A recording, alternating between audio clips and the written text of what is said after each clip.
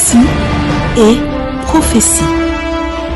Car ce n'est pas par une volonté d'homme qu'une prophétie a jamais été apportée, mais c'est poussé par le Saint-Esprit que les hommes ont parlé de la part de Dieu. 2 Pierre, chapitre 1, le verset 21.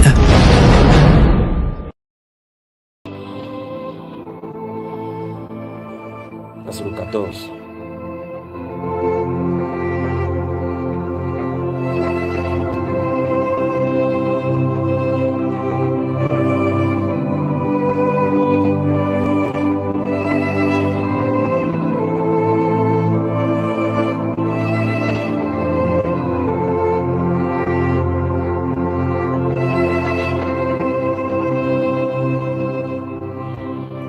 L'une des grandes révélations de ces choses, c'est qu'à chacune de ces choses qui vont se passer, vous allez voir ces résultats-ci. Et les gens vont toujours dire qu'on n'a jamais vu ça, ça fait longtemps. Dans des moments, ça a des années lointains qu'on puisse voir de telles similitudes. Parce qu'on est dans un espace prophétique terrible pour la manifestation de l'homme de ténèbres.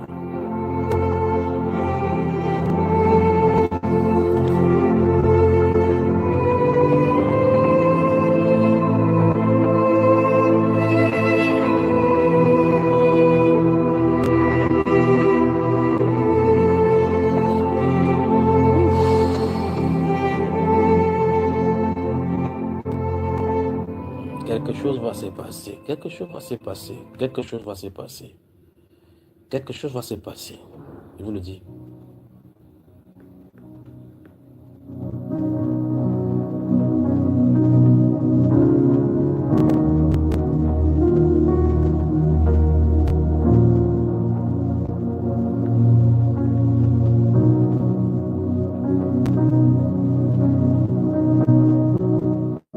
Souvenez-vous, le point de départ de toutes ces choses, c'est 2025.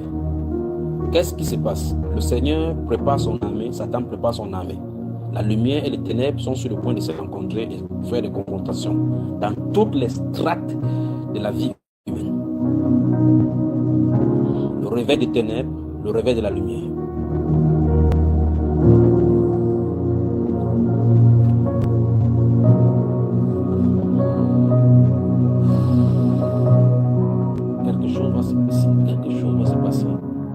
À partir de 2025, nous sommes au 15e point maintenant. 15e point. Grande déclassification sur plusieurs dossiers dormants.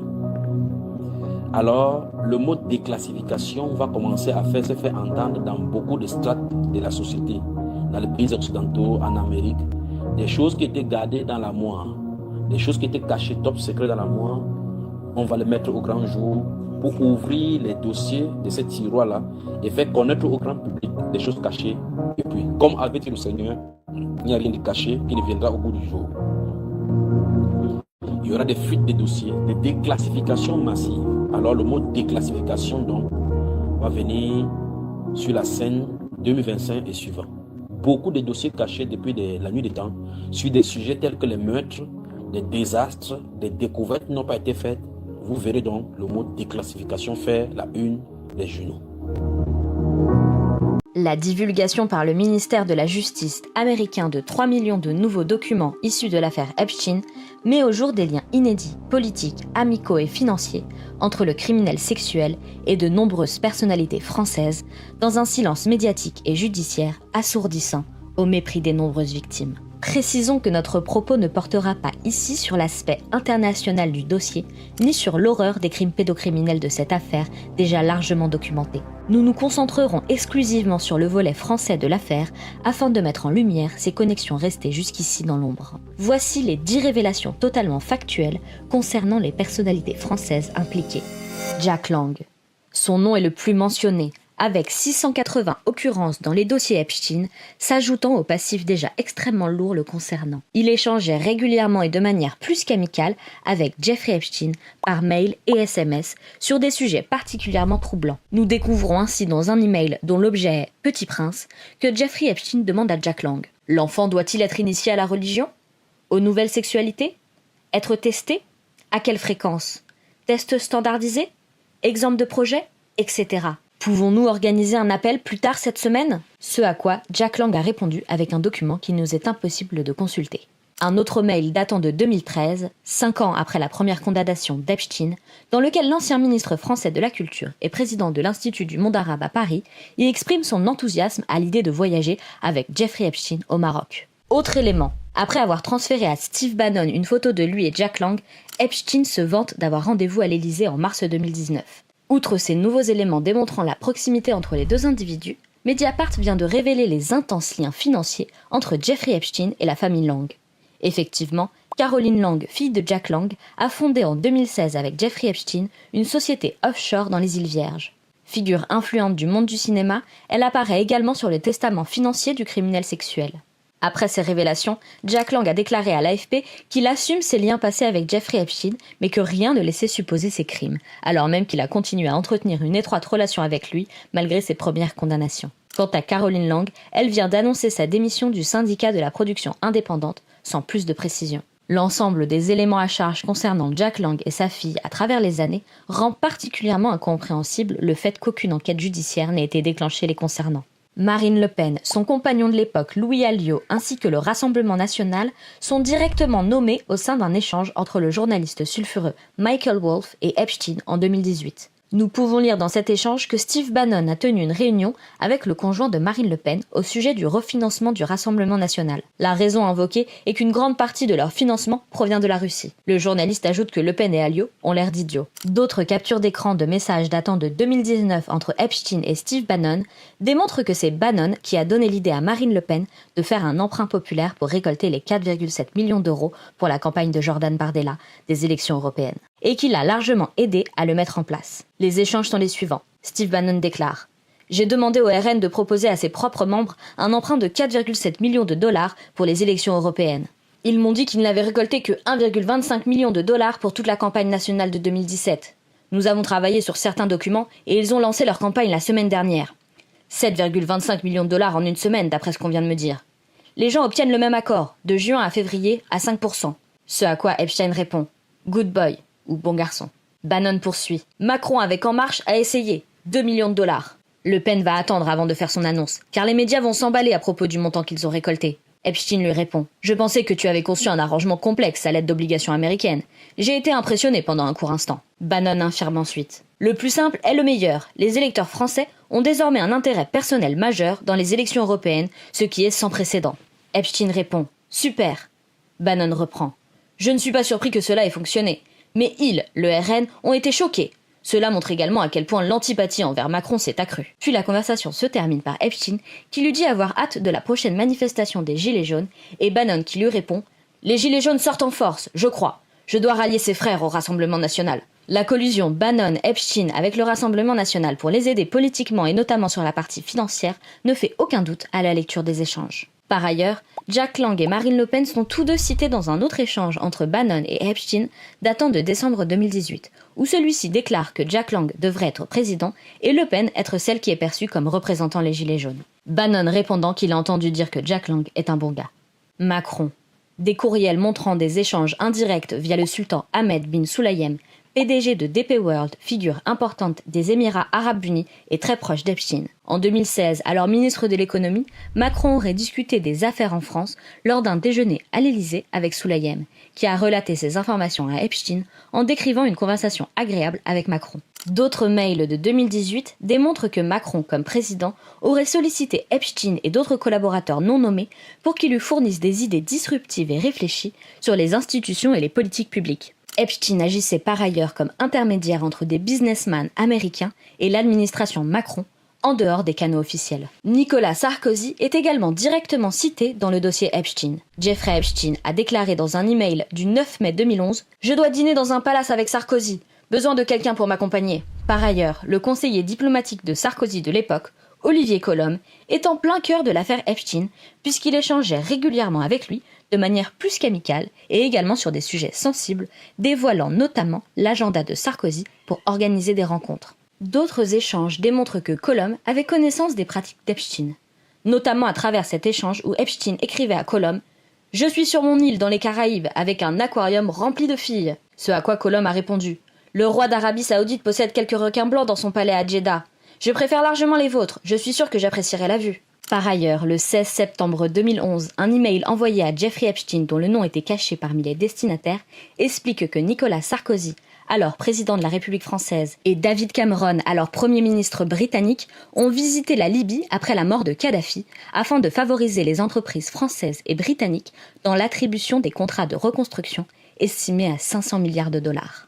Plus tard, le 30 janvier 2014, dans un email de Epstein à Ehud Barak, ancien Premier ministre d'Israël, Sarkozy est évoqué pour faire partie d'un dîner organisé entre eux. Epstein demandera par ailleurs à Ariane de Rothschild des nouvelles de Colomb au moment des affaires judiciaires de Sarkozy en février 2017. En plus de l'intermédiaire que Colomb représentait entre Sarkozy et Epstein, il l'était également pour une autre personnalité bien connue, Bruno Le Maire. Tout d'abord, le fameux Colomb a demandé à Epstein dans un courriel de 2013 des idées pour aider à collecter des fonds pour Bruno Le Maire en tant que futur candidat à l'élection présidentielle. Epstein ayant répondu « Rencontrons-nous et discutons-en ». Ensuite, dans un autre email datant de 2017, Epstein affirme qu'il a rencontré Bruno Le Maire à New York en 2017, juste avant l'élection présidentielle. Bruno, le ministre des Finances, est complètement dépassé, mais il est venu me voir à New York avant les élections. Une personne sympathique. On apprend dans un autre email d'Epstein du 17 mai 2018 adressé à Cédric Villani qu'il a souhaité inviter Bruno Le Maire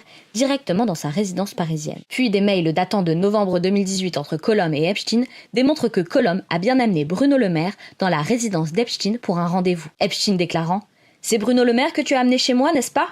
Colomb répondant par l'affirmative.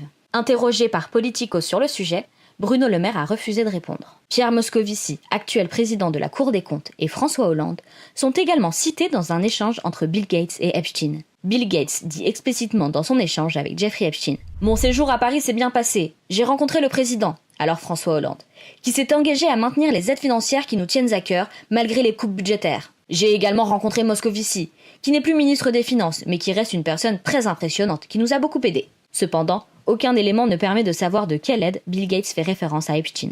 Bernard-Henri Lévy est également cité pour avoir rencontré Jeffrey Epstein à Dakar, Sénégal, dans le cadre de ses affaires politico-financières. Et Epstein a demandé à plusieurs reprises si BHL était à Paris pour le voir. Par ailleurs, on apprend que Jack Lang a invité Epstein en 2013 pour aller voir une pièce de théâtre de BHL. Jean-Luc Brunel. L'affaire impliquant Jean-Luc Brunel, un ancien agent de mannequin français, et son associé américain Epstein représente l'un des chapitres les plus sombres de l'enquête internationale sur le trafic sexuel de mineurs.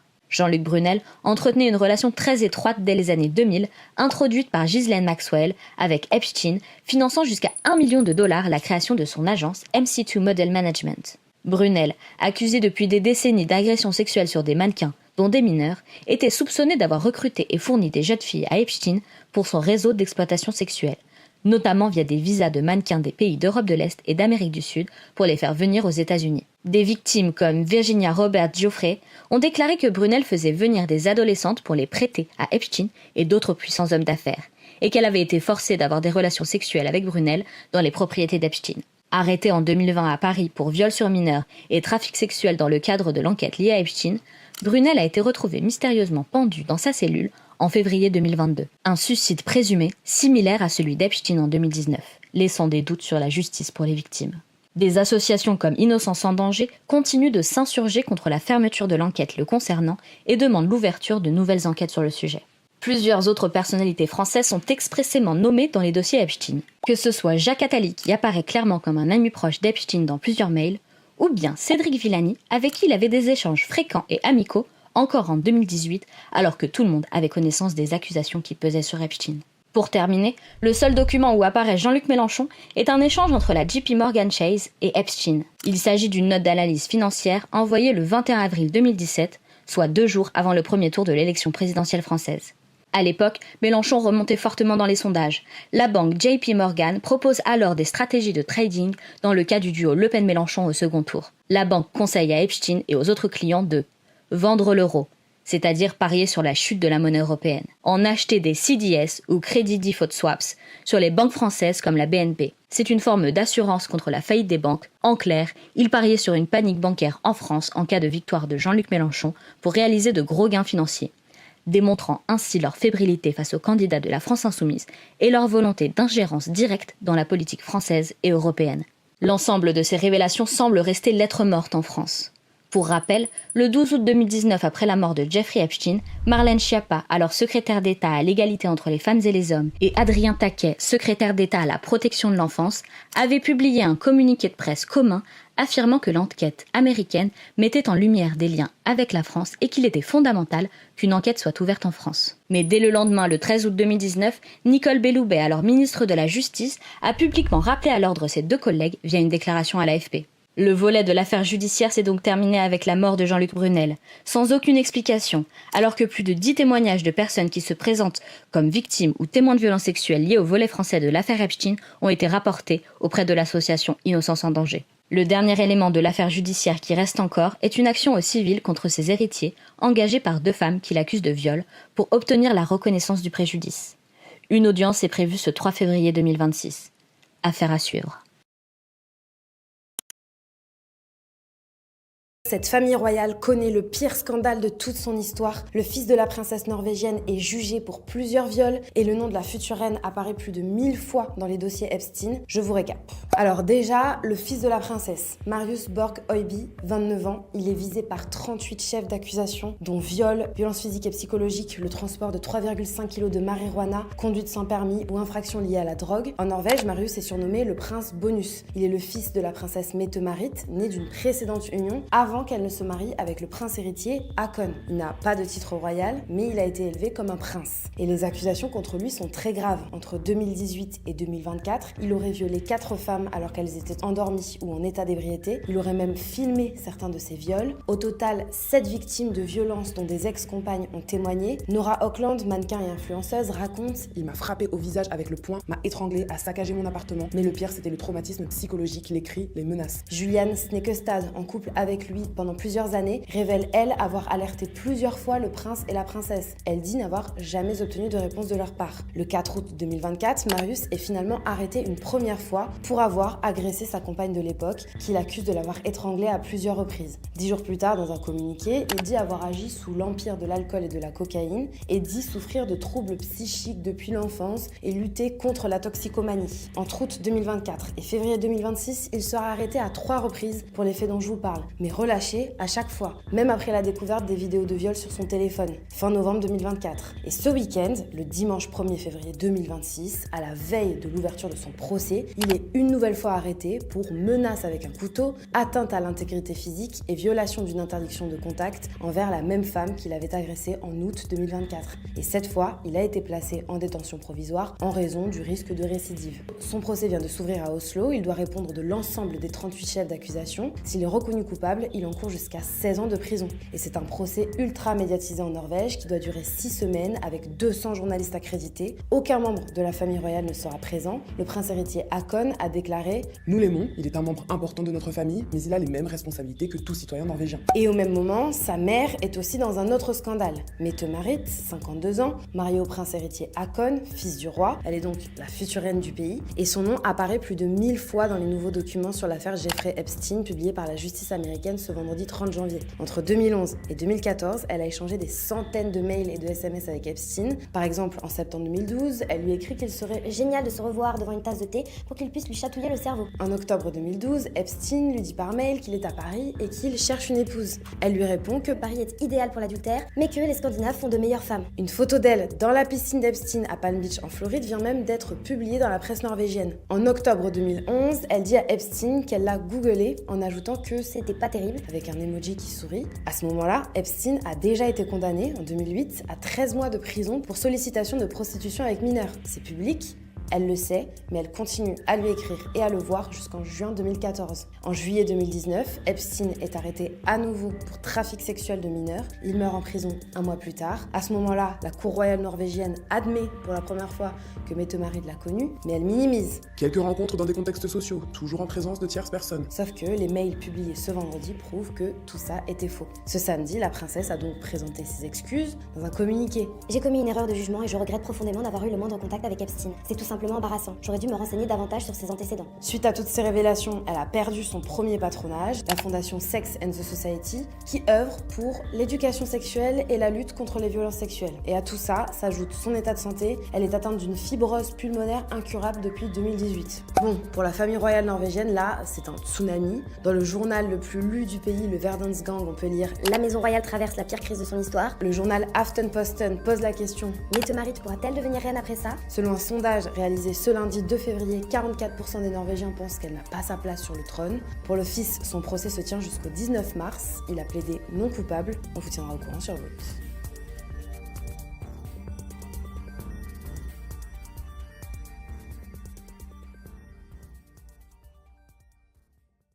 Quand tu vois comment est gérée l'affaire Epstein, tu peux pas t'empêcher de te dire que même avec toute la volonté du monde, pour beaucoup, c'est difficile de ne pas se dire « Et si tout ça n'était pas qu'une diversion ?» Je crois qu'on en fait trop là. Beaucoup trop.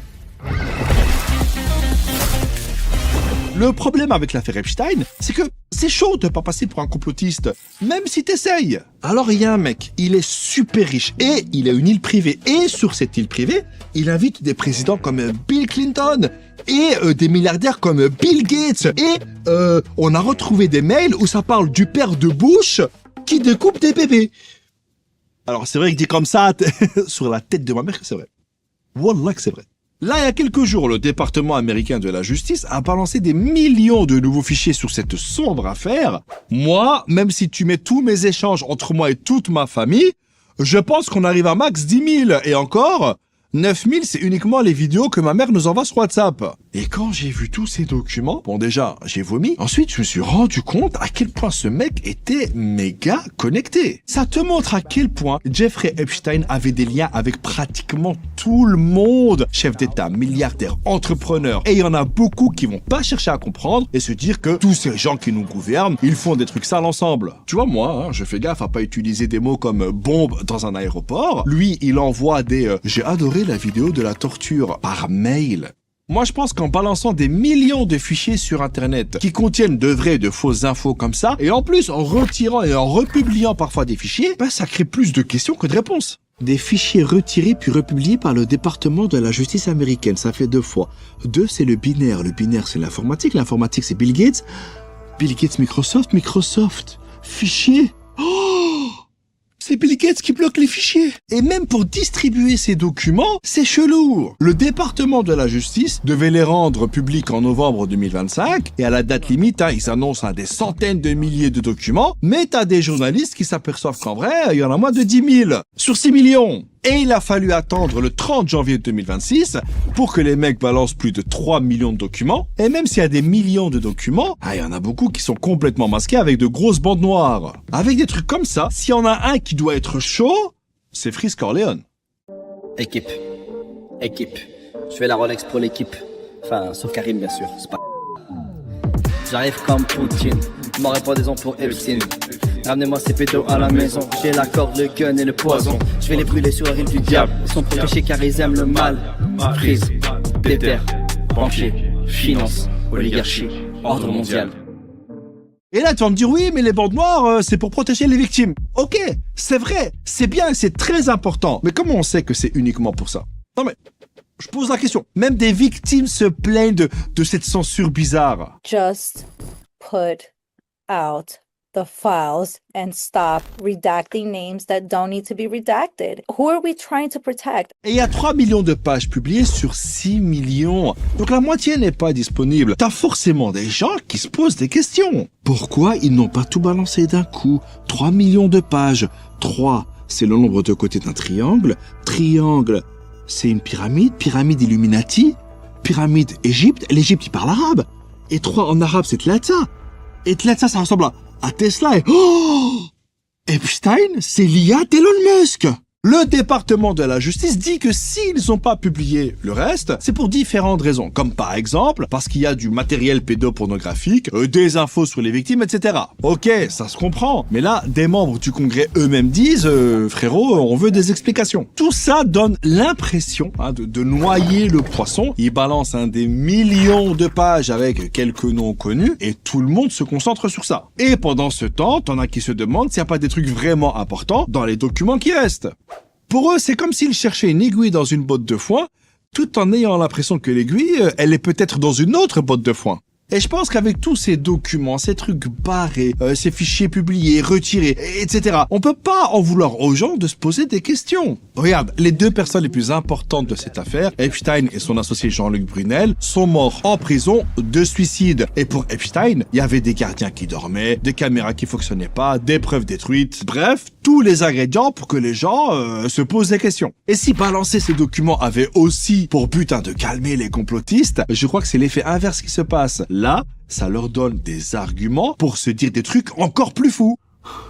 On avait raison. Bon, maintenant, Jeffrey Epstein. Jeffrey, ça commence par un J. Le J, c'est le S. Il y a un J dans l'île Little Saint James. James en français, c'est Jacques. Jacques, épître de Jacques, la Bible, Bible Vatican. Epstein, ça rime avec 16 et... Oh, le pape est dans les fichiers manquants. Il faut que j'achète un dragon. Aux yeux bleus. Au final, j'ai l'impression que dans cette histoire, on cherche plus à savoir quel nom apparaît plutôt que de savoir comment vont les victimes. Parce que elles doivent vivre dans un monde où le mec qui les a violées est mort en emportant beaucoup de secrets avec lui. Du coup, avec tout ça, j'ai une question. Que pensez-vous de l'affaire Epstein? Vous mettez ça en commentaire et on se donne rendez-vous la semaine prochaine. Ciao. Attends. Si t'as kiffé cette vidéo, regarde-en une autre. Mais si t'as vraiment kiffé cette vidéo, abonne-toi à la chaîne. Et tous les noms qui apparaissent là, c'est pas juste pour faire joli, c'est toutes les personnes qui travaillent sur l'émission. C'est tous des gens bien. À part un qui me donne 5 €, mais ça c'est un autre débat. Allez, vas-y, regarde une autre vidéo. Fais-toi plaisir. Mesdames et messieurs, nouveaux dossiers qui viennent de sortir tout frais du four de Jeffrey Epstein, et là on a des nouveautés, et aïe aïe aïe, pour les esthéticiens c'est un coup dur, les complotistes avaient probablement encore raison à 80%. Pas mal de monde est touché par la sauce, on va voir ça, Elon Musk va tenter de se justifier, mais en tout cas le Jeffrey Epstein, pardon j'ai bugué, Dream a l'air quand même assez incroyable. Le type, il a parlé de vidéos de torture, c'est trop des barres les vidéos de torture. Alors ça va être des vidéos de torture de quoi à l'intérieur, ça va sûrement se passer sur l'île, et en plus il y a des articles, alors on sait pas si ça va ou pas, qu'il y aura apparemment des massacres à coups d'épée, des rituels un petit peu satanicus. On espère que les complotistes n'ont pas encore raison, parce que ça ferait beaucoup pour le camp des complotistes. On veut des factions équilibrées, ils deviennent un petit peu trop forts là. Bref, c'est parti, on va regarder tout ce qui se passe.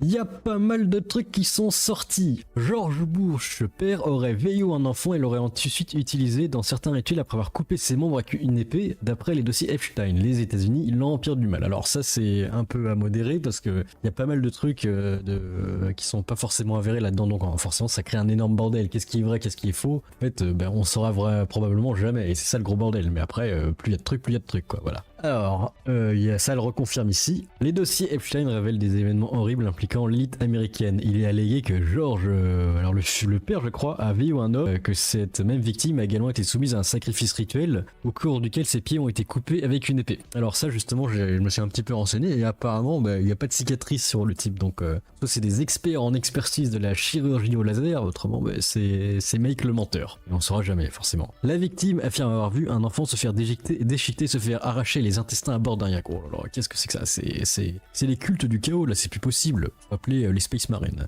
Il affirme que les personnes présentes sur le yak ont mangé des déchets intestinaux. Ils ont mangé du caca. Ils mangent du caca. Comme le dit Grok, aucune preuve à la pluie n'a été fournie. Et on ne saura jamais. Message de Peggy Segal à Jeffrey Epstein. En substance, on vient de décoller pour Nairobi au Kenya. On peut te ramener un petit bébé ou 2 garçons ou filles. Ah oui, carrément, il se croit au marché. Il se croit chez Mars. C'est lunaire. C'est le trafic que les complotistes accusaient. Hein. Mon petit hors-sujet un peu trollesque. Apparemment, Jeffrey Epstein s'est fait bannir. C'est dur à dire comme mot. Hein, du Xbox Live en 2013 pour les motifs suivants. C'était un gros rageux. Il jouait à Call of sur l'Xbox et il rageait comme un rageux. Ou sur Halo Reach peut-être. Menace de mort, atteinte physique ou de violence, propos un joyeux grossier à l'encontre d'autres joueurs, comportement visant à irriter ou harceler délibérément d'autres joueurs. Alors on sait pas, il y a un truc qui est vrai là-dedans, mais on sait pas ce que c'est. Soit c'est doxing, affirmement, diffamation, on sait pas trop. John de Lorraine résume le Pavlard qui a été un petit peu long parce qu'il y a eu plus de 3 millions de pages, 2000 vidéos, 180 000 images rendues publiques malgré 200 000 retenues pour privilège ou protection des victimes selon plusieurs sources.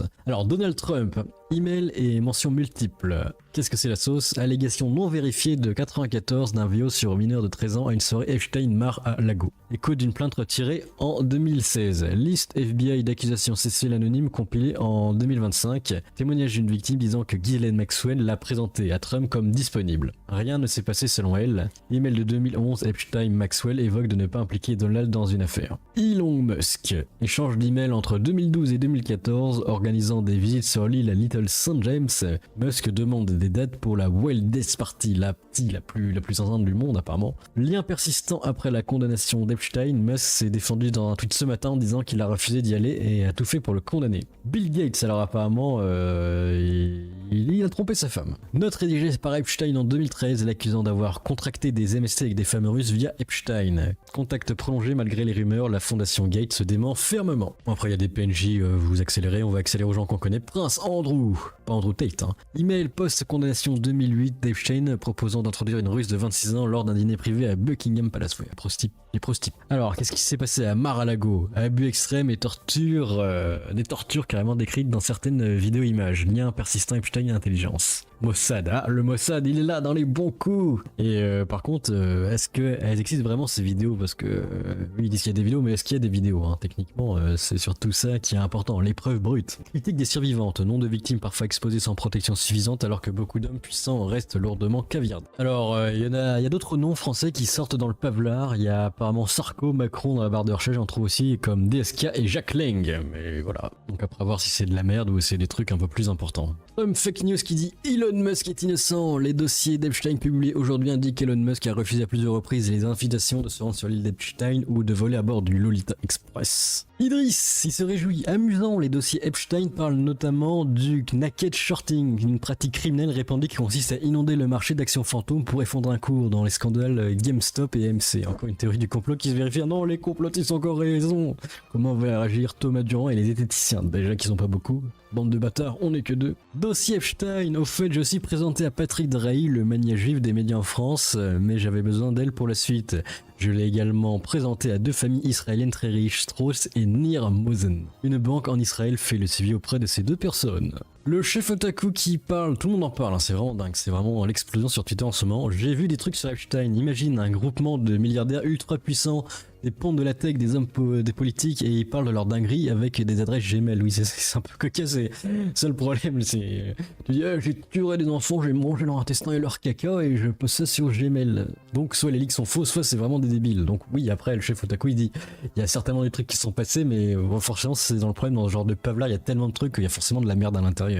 Et ça, pour trouver bonne chance, faut devenir merdologue à la limite, mais c'est un peu compliqué. Ou alors si t'es chômeur, ça peut passer. Et encore nouvelle news qui va chambouler les anti-complotistes, la Pizzagate serait réelle. Le truc, c'était vraiment, si t'étais ça, t'étais vraiment le compétiste de compétition ultime, hein, le complotiste ultime. La Pizzagate est bien réelle, le nom de l'acteur Bobby Slayton est mentionné à 2 reprises. Remarque, se référer au mot de code P identifié par le FBI, non supprimé de leur site info. Qui est Bobby alors? Les experts en expertise vont demander Grok évidemment. Non, de l'antisémitisme, on cautionne pas. Donc oui, Elon Musk a bien décliné l'invitation d'aller à Jeffrey Island, hein, l'île, aïe, ça fait mal, l'île des insolibars de service, donc il n'est plus dans la sauce, mais bon, on va quand même le faire chier sur ça, je suppose. Encore dossier Epstein, on en apprend beaucoup. Voilà comment les juifs gagnent de l'argent et ont fait fortune dans les 10 dernières années en vendant et a découvert les contrats à terme sur les transports maritimes, laissant les goïms s'occuper du reste. Dans un mail de 2009 adressé à Roger Stark, universitaire juif américain, Jeffrey Epstein dénigre les non-juifs et se vante de tirer profit de la spéculation financière, affirmant avoir réussi en vendant à découvert les contrats à terme sur le transport maritime, tandis que les goïms supportaient les risques de l'économie réelle. Non, j'espère que c'est pas vrai. Les complotistes, au secours. Un rapport du FBI citant une source humaine confidentielle divulguée dans le dernier lot de documents Epstein affirme que Trump a été compromis par Israël. Aïe aïe aïe aïe. C'est un bordel géopolitique, mais apparemment ça fait pas tellement de bruit, donc on va voir avec la suite si le délire se tasse ou ça va péter. Si ça pète, c'est vraiment la 3e guerre mondiale. On s'info là qui balance, là le dossier ils sont contents, mais c'est plus du complotisme quand ça touche Donald Trump, c'est forcément la nouvelle règle. Enfin bref, je vous tiens au courant s'il y a d'autres dingueries, mais franchement c'est pas facile à voir à travers ce brouillard de caca. Laissez vos avis dans les commentaires et j'espère que vous êtes prêts. Les golems ne sont pas prêts en fait, ils avaient raison. Elle a plus Amogus.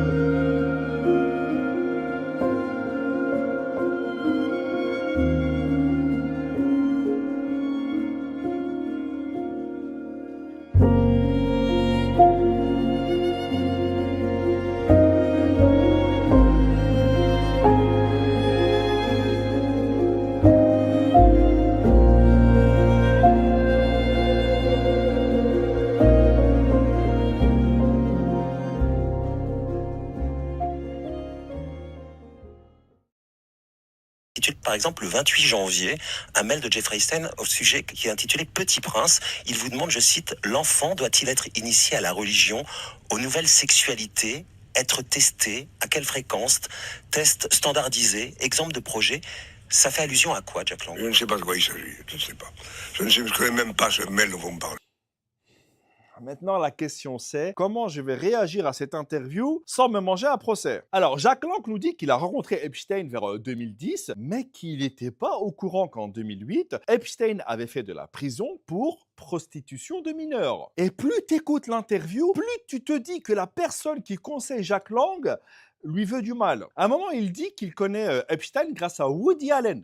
Donc, grâce à un mec qui est accusé par sa fille adoptive d'abus sexuels et qui s'est marié à la fille adoptive de son ex-femme. Alors moi, à la base, Marc Dutroux, je ne le connais pas. C'est un des frères Kouachi qui me l'a présenté. Et je rappelle que Jack Lang a été ministre. Il connaît plein de monde. Et genre, malgré ça, il y a personne qui lui a dit que Jeffrey Epstein était dangereux et il a jamais tapé sur Google une seule fois le nom Epstein. Genre, jamais. Le journaliste le relance au sujet d'un mail dans lequel Epstein demande à Jack Lang s'il faut introduire l'enfant à la religion ou à une nouvelle sexualité. Et il a répondu qu'il n'en savait rien et qu'il ne craignait pas que la justice française s'intéresse à cette affaire. Jack Lang, il a souvent été accusé d'avoir eu des relations avec des mineurs. En cause, notamment dans les années 70, il avait signé une pétition défendant la pédophilie. Et là, dans les dossiers Epstein, son nom apparaît des centaines de fois. Bref, tout ça pour vous dire que cette interview m'a laissé,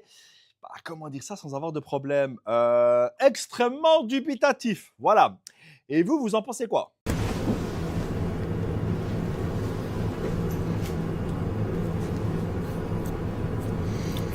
Mr. Epstein, how long have you been sexually attracted to underage minor females? Objection, harassing, argumentative. Are you kidding? No, I mean, I don't feel like I'm divulging any secrets here, right? Move to strike. No, that's the question. I'd like to answer that question as well, like all your other questions today. However, I have to follow my attorney's advice. They have told me that I must invoke my 5th, 6th, and 14th Amendment right to not answer those questions today or any questions relevant to this lawsuit. What was the name of any of the underage minors that were the subject of the criminal charges to which you pled guilty?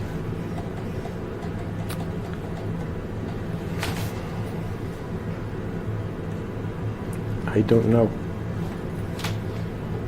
So tell me about those charges. What was the allegations of those charges? Form. Solicitation of prostitution. Okay. Not underage prostitution, prostitution.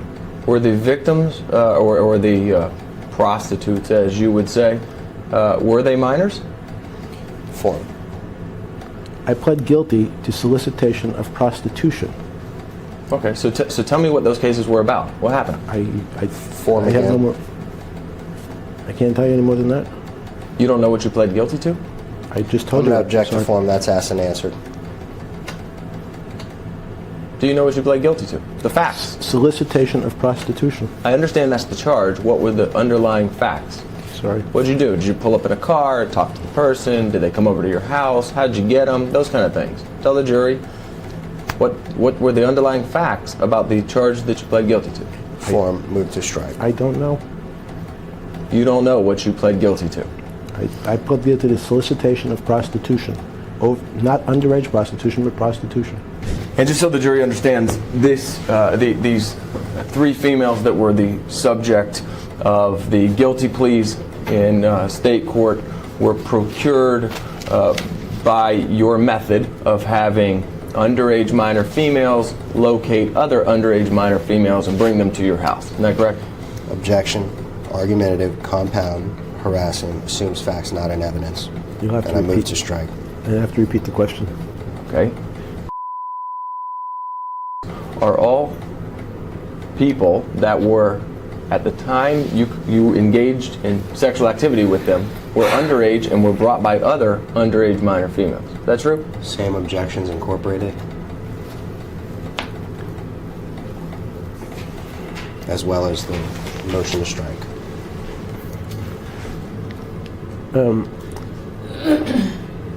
I don't understand. I'm sorry, I don't even understand the question.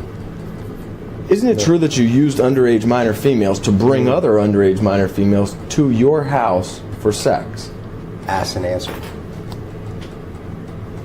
Way earlier on. Oh, well, he doesn't understand the question, so I'm going through the progression. Not a problem. But it is asked and answered. As your firm, Mr. Edwards and Mr. Jaffe, has been described by the U.S. Attorney as perpetrating one of the largest frauds in South Florida's history by crafting malicious cases of a sexual nature against people like me and others in order to fleece, using bogus schemes, in the U.S. Attorney's words, and investment schemes. Unfortunately, though, I'd like to answer every one of your questions if I'm able. My attorneys have advised me I must assert my 6th Amendment, 14th Amendment, and 5th Amendment rights under the U.S. Constitution. Therefore, at the moment, I cannot answer that question.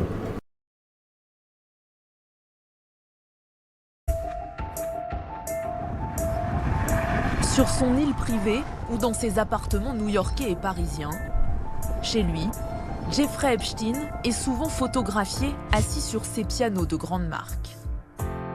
Une passion de la musique classique, cultivée aux côtés de musiciens de renom. Parmi eux, un pianiste français, Simon Gréchy. Les deux hommes se rencontrent fin 2013 à l'Institut du monde arabe, introduit par Jack Lang. Très vite, les échanges de mails entre le multimillionnaire américain et le musicien deviennent récurrents. En avril 2017, l'Américain se sert du français comme agent. Simon, je recherche une jeune assistante, femme, âgée de 20 à 24 ans pour m'organiser à Paris et en Europe. J'avais une danseuse classique, elle était formidable, mais elle s'est récemment mariée. Jeffrey, une de mes connaissances pourrait être intéressée et disponible pour votre recherche d'assistante personnelle à Paris, en Europe.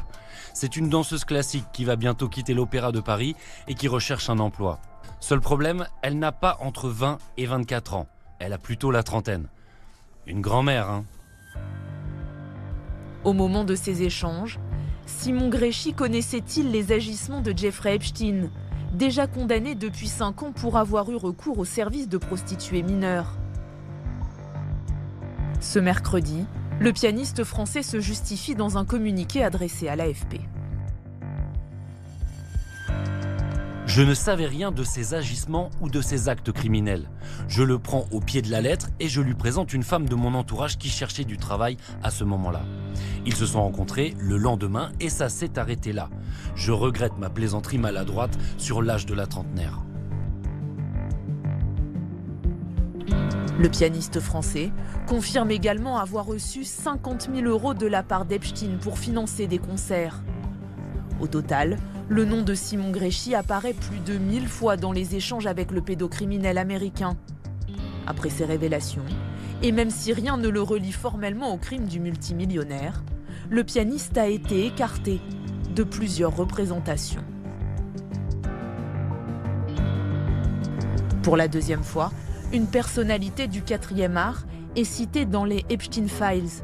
La semaine dernière, le nom du chef d'orchestre Frédéric Chalin ressort des millions de documents. Dans un email de septembre 2013, l'artiste français planifie la venue d'Epstein en France. J'ai trouvé une fille géniale pour ton prochain séjour à Paris.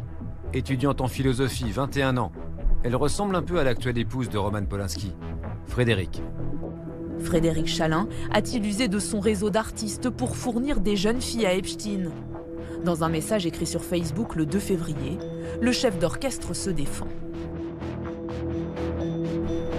Il est totalement inadmissible et faux d'insinuer que j'aurais trouvé une fille pour Jeffrey Epstein. La réalité est simple et vérifiable. Il m'avait demandé de lui recommander une interprète afin de l'accompagner dans la visite de musées parisiens. Les deux musiciens s'ajoutent à tous les noms de Français déjà révélés par les millions de documents déclassifiés par l'administration Trump. Le milieu artistique touchés par le scandale, alors qu'hier, ce sont 2 diplomates français dont les noms ont été éclaboussés. Ce mercredi, une réplique du séisme frappe le Quai d'Orsay. Retour en 2016, le 13 avril.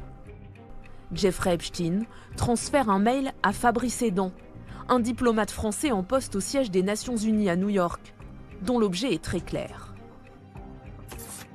Un scandale de pédophilie étouffé par le Quai d'Orsay. Le mail ne contient qu'un simple lien vers un article consacré au Quai d'Orsay. Voici ce qu'on peut y lire. En 2013, le FBI monte une opération anti-pédophile et tombe dans les numéros de téléphone des prédateurs sur ce jeune diplomate détaché récemment du Quai d'Orsay au siège des Nations Unies à New York. Immédiatement, l'homme est renvoyé. L'homme en question, dont le nom n'est jamais cité dans l'article, c'est justement Fabrice Hédan, le diplomate français à qui Jeffrey Epstein a transféré le lien. Il aurait consulté des sites pédopornographiques au moment de ses fonctions à l'ONU.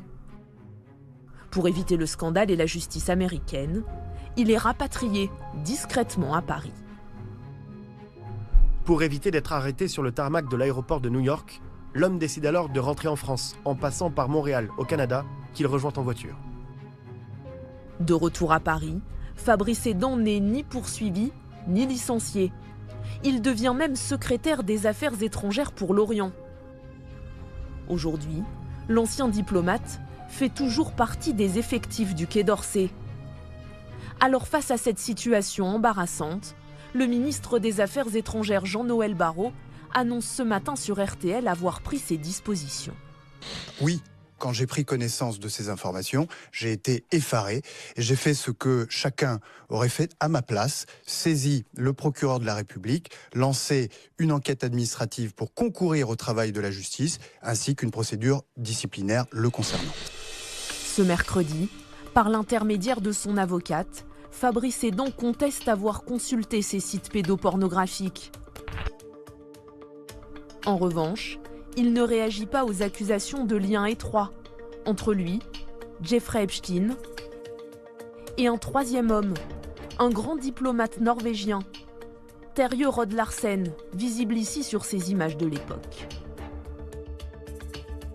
C'est l'une des grandes figures de la diplomatie norvégienne et même au-delà européenne. Il a été l'un des principaux négociateurs des accords d'Oslo entre Israéliens et Palestiniens. Et au moment des faits qui lui sont reprochés, il est à New York et il dirige l'Institut international pour la paix, qui est une sorte de think tank, comme on dit, rattaché aux Nations Unies. Selon Mediapart, Fabrice Hédan envoie des documents et rapports de l'ONU à Jeffrey Epstein et est missionné par le multimillionnaire pour gâter Terje Rød-Larsen, comme ce jour de 2012. Bonjour Fabrice. Jeffrey aimerait offrir à Terje des chaussures Stubbs & Wooton avec leurs initiales gravées dessus. Il se demandait si vous connaissiez la pointure de Terje. Votre aide serait très appréciée, merci. À plusieurs reprises, Fabrice Hédan joue les intermédiaires, comme en décembre 2015 lorsque Jeffrey Epstein veut envoyer $250 000 à Terje Rød-Larsen. Dans ce mail, le diplomate français envoie le RIB du Norvégien à l'associé d'Epstein. C'est ce même Norvégien qui, quelques mois plus tard, va présenter Jeffrey Epstein à un autre Français, Olivier Colomb. À l'époque, il est secrétaire général de la banque Rothschild, après avoir été l'un des conseillers diplomatiques de Nicolas Sarkozy jusqu'en 2012. Le voici à ses côtés sur ses photos. Ici, aux premières loges avec Barack Obama. Le Français côtoie les plus grands, les puissants, et rentre dans le système Epstein. C'est à partir de 2011 que se produisent les premiers échanges écrits dont on retrouve la trace dans les documents qui ont été publiés avec Jeffrey Epstein. Et c'est surtout à partir de 2013 que là, il semble correspondre de manière relativement fréquente et régulière.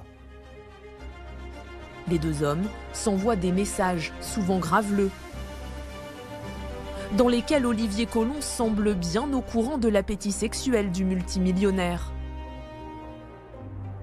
Le 18 juin 2013, par exemple, Jeffrey Epstein lui écrit qu'il se trouve sur son île privée de Little St. James, avec, dit-il, un aquarium plein de filles dont 2 Russes. Olivier Colomb lui répond, dans des termes plutôt dégradants. La conversation prend alors une tournure raciste. Certaines sont comme des crevettes. On jette la tête et on garde le corps. J'aime les crevettes, mais pas trop si elles sont trop roses. Même si je préfère nettement les blanches à toutes les autres couleurs. J'aime ta philosophie. Je ne peux même pas imaginer l'odeur des crevettes noires. Burke. Des propos dont se défend aujourd'hui Olivier Colomb, qui à nos confrères de Mediapart dit regretter ses liens avec Epstein. J'ai été horrifié d'apprendre les crimes de cet individu. Je veux exprimer mes regrets profonds d'avoir échangé avec ce manipulateur. Je pense aux victimes de ce criminel et je souhaite que justice leur soit rendue. L'affaire Epstein, une affaire tentaculaire de trafic pédocriminel au retentissement mondial. Avec depuis le 30 janvier dernier, 180 000 photos publiées. On y voit Jeffrey Epstein posé aux côtés de Michael Jackson, ou là, avec l'ancien président américain Bill Clinton, photographié dans une baignoire, avec une femme dont l'identité a été dissimulée. Des rencontres avec des chefs d'État, comme ici avec Donald Trump, ou là, avec Mohammed Ben Salman, le prince héritier saoudien. Plusieurs clichés montrent aussi Mick Jagger, ou encore Bill Gates, le cofondateur de Microsoft, qui, lorsqu'il voit son nom associé à celui du pédocriminel, décide de contre-attaquer. Every minute I spent with him, I regret and I, apologize that I did that. It's factually true that I was only at dinners. I never went to the island. I never met any women. And so, the more that comes out, the more clear it'll be that although the time was a mistake, it had nothing to do with that kind of behavior. Car même si plusieurs photos retrouvées dans les documents déclassifiés par la justice américaine le montrent en compagnie de femmes, rien n'indique qu'il est impliqué dans le scandale sexuel du dossier Epstein. D'autres, en revanche, pourraient avoir joué un rôle majeur auprès du pédocriminel. Qui sont les hommes et les femmes de l'ombre qui ont permis à ce prédateur sexuel américain d'opérer pendant plus de 20 ans ? Direction le Texas, pour trouver la dernière pièce majeure du système Epstein. À Bryan, dans cette prison pour femmes, Ghislaine Maxwell, ex-compagne et collaboratrice du multimillionnaire, purge une peine de 20 ans de prison. La franco-britannique de 64 ans a été reconnue coupable d'avoir recruté des jeunes filles mineures afin que Jeffrey Epstein les exploite sexuellement. Voici des images inédites d'elle, captées en 2020 par les caméras de vidéosurveillance de son ancienne prison de Brooklyn. On la voit vêtue de la traditionnelle combinaison orange, s'adonner à la lecture ou au yoga. Un quotidien perturbé ce mardi par une nouvelle audition. Ghislaine Noel Marion Maxwell, Maxwell. Depuis sa prison, en visio, Ghislaine Maxwell est interrogée sur les nouvelles révélations de l'affaire Epstein. Mais alors qu'elle nie toute implication depuis le début, sans surprise, elle garde le silence face au Congrès. At any point during your personal relationship with Jeffrey Epstein, were you aware that Mr. Epstein was sexually abusing minors and adult women? I would like to answer your question, but on the advice of counsel, I respectfully decline to answer this question and any related questions. Have you ever facilitated the sexual abuse of any minor or adult woman by Mr. Epstein? I invoke my Fifth Amendment right to silence. Une fois de plus, Ghislaine Maxwell ne révèle rien. L'ancienne compagne de Jeffrey Epstein finira-t-elle par craquer et livrer un jour ses secrets ? À la fin de l'audition, hors du champ de la caméra, son avocat ouvre la voie. If this committee and the American public truly want to hear the unfiltered truth about what happened. There is a straightforward path. Ms. Maxwell is prepared to speak fully and honestly if granted clemency by President Trump. Des aveux en échange d'une grâce. Un deal inconcevable pour le président de la Chambre des représentants, interrogé à la sortie de l'audition. Look, I think she has an obligation to tell the truth. There's so many victims and so much harm that's been done. Watch the rope there. I just think it's unconscionable that she's pleading the fifth or trying to make deals. She needs to tell the truth. It's long overdue, and I think it would be good for her to do that. She's already sentenced to prison. What does she want? Donald Trump, proche de Jeffrey Epstein, a-t-il intérêt à libérer la parole de Ghislaine Maxwell? En novembre dernier, questionné à ce sujet, le président américain ne fermait pas la porte. Mr. President, have you ruled out a pardon for Ghislaine Maxwell? I haven't even thought about it. I mean, I haven't thought about it for months. Maybe I haven't thought about it at all. You're just asking me a question. But I don't talk about that. I don't rule it in or out. I don't even think about it. Pour la première fois, ce lundi, des membres du Congrès américain ont eu accès à une version non censurée des fameux Epstein Files, ces dossiers qui contiennent des vidéos comme celle-ci, où l'on voit Jeffrey Epstein courir auprès des femmes anonymisées derrière ces rectangles noirs, dans ce qui semble être sa cuisine. Dans la majorité des documents, certains noms ou visages sont masqués. Mais pour certains élus américains, ils ont été dévoilés pendant plusieurs heures. Dans les documents que j'ai vus, nous avons des photos et des noms. Ils parlent de fournir des jeunes filles. Il y a des personnes à Paris, en Russie, en République tchèque, qui fournissent des filles à Jeffrey Epstein, et d'autres personnes qui parlent de ces filles qui leur sont envoyées. Ils les décrivent en disant par exemple « on dépose l'enfant ». C'est vraiment répugnant la façon dont ces personnes parlent de cela dans des textos et des emails. Je pense que le peuple américain doit le voir et comprendre qu'il s'agit d'un réseau mondial dirigé par Jeffrey Epstein. Qui sont ces rabatteurs? De nouveaux noms de célébrités pourraient-ils émerger? Oui, à en croire ces deux membres du Congrès qui ont également eu accès librement pendant plusieurs heures aux documents. Ce qui m'a dérangé, ce sont les noms d'au moins 6 hommes qui ont été expurgés et qui sont probablement incriminés par leur présence dans ces documents. Au moins l'un d'entre eux est un citoyen américain, un autre est étranger, et encore un autre est à un poste assez élevé, dans un gouvernement étranger. Et il y en a un autre qui est une personnalité assez connue. Mais je pense que l'essentiel est le fait qu'en seulement 2 heures, nous avons trouvé ces 6 éléments qui n'avaient pas été révélés. Qui sont ces 6 personnalités? Avaient-ils connaissance des agissements du financier pédocriminel américain? Ou bien sont-ils mêlés, malgré eux, à cette histoire? Les interviews de Jeffrey Epstein sont rares. On ignore quand celle-ci a été filmée, où se déroule l'entretien, pourquoi il a été enregistré. Tout ce que l'on sait, c'est qu'il s'agit d'un extrait d'une discussion de 2 heures entre l'Américain et Steve Bannon, un proche de Donald Trump. Is your money dirty money? No, it's not. So, in fact, why is it not dirty money? Because I earned it. Le prédateur sexuel américain se retrouve sous le feu des questions et se livre à une interview confession. Do you think you're the devil himself? No, but I do have a good mirror. It's a serious question. Do you think you're the devil himself? I don't know. Why would you say that? Because you have all the attributes. You're incredibly smart. You remember the devil is somebody knows. Smart? The devil's brilliant. You read Milton's Paradise Lost. No, the devil scares me. Pendant des années, Jeffrey Epstein semble intouchable. Jusqu'en 2008, le FBI s'intéresse alors pour la première fois au richissime américain. 40 victimes sont identifiées. Les faits sont qualifiés de trafic sexuel et le dossier de 53 pages peut envoyer Jeffrey Epstein en prison à vie. Mais la justice américaine va en décider autrement.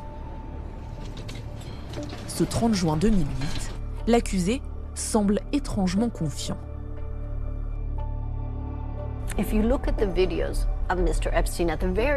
Si vous regardez ses vidéos au tout début, quand il est arrêté pour la première fois en 2005, vous voyez son attitude devant les caméras, combien il est arrogant.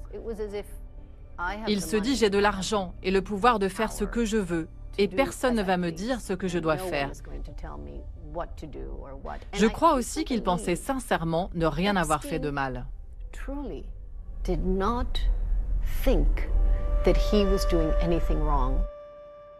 Pour justifier ses penchants sexuels, voilà ce qu'il confie à un journaliste du New York Times quelques années plus tard.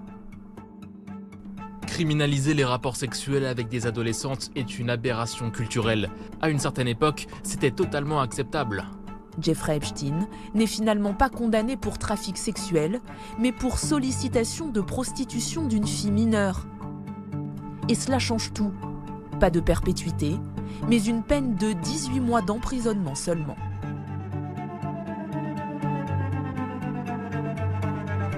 Une première sérieuse alerte, et sa réplique côté français.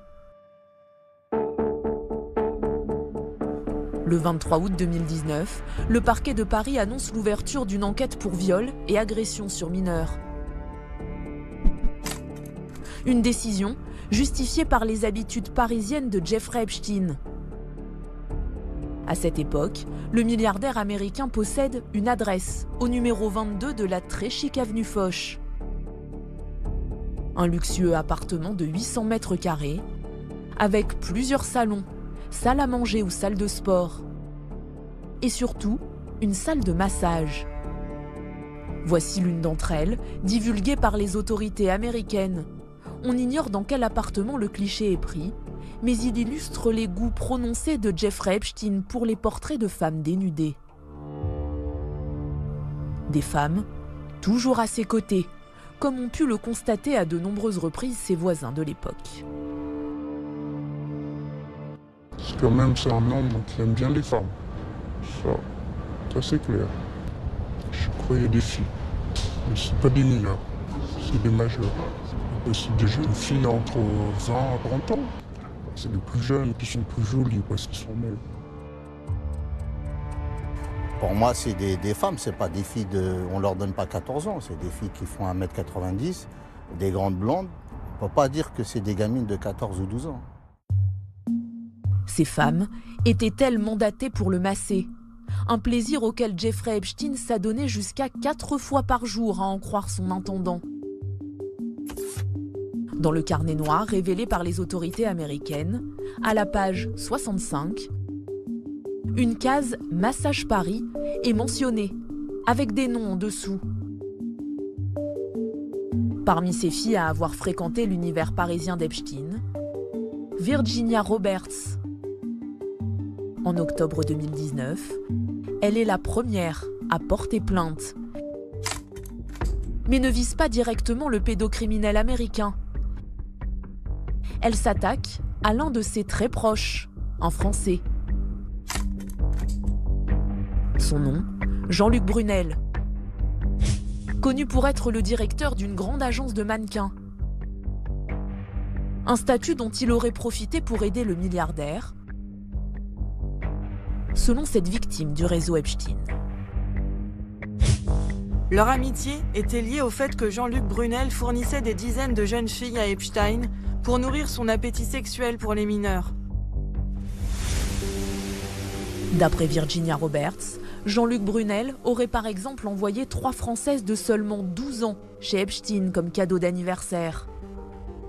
À chaque fois, le même mode opératoire. Un message codé envoyé par l'agent français au pédocriminel américain, comme sur cette note confidentielle retrouvée à l'époque chez Epstein. Il y a une prof pour vous apprendre à parler russe. Elle a 2 fois 8 ans, pas blonde. Les leçons sont gratuites et vous pouvez avoir la première aujourd'hui si vous voulez.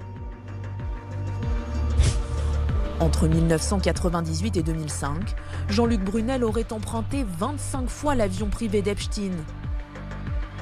Combien de jeunes filles l'aurait accompagné sur l'île du milliardaire? Était-elle issue de son agence de mannequinat? Dès les années 80, Brunel s'entoure des plus belles filles du monde. Il leur promet des carrières de top modèle. comme ici durant un casting, filmé par la caméra des journalistes. Elles sont enfilées là comme des perles. On se met là, je crois. Hi everybody. On retrouve... Durant ce reportage, il se targue de lancer des carrières. Das Madalena, I found her in Ostrava. Ça fait 8 jours qu'elle est là, il a fallu lui faire arranger ses cheveux. Elle avait un petit problème de peau, il a fallu que ça s'arrange. C'est ce qu'on appelle une fille, disons, à l'état brut, si on peut le dire. C'est comme les pierres précieuses, ça se polit, et puis après, ça se vend le plus cher possible. Clayton Nelson est un photographe de mode américain. Il a travaillé pour Jean-Luc Brunel. Plusieurs mannequins lui ont raconté l'ambiance singulière de soirées bien arrosées. C'était les fameuses soirées au bain-douche. Plus il y avait de filles, et mieux c'était. Ses amis étaient là, ses clients étaient là. Le but était de les faire coucher avec les filles. Tiens, prends de la cocaïne, rencontre mes amis, tu es là pour les clients.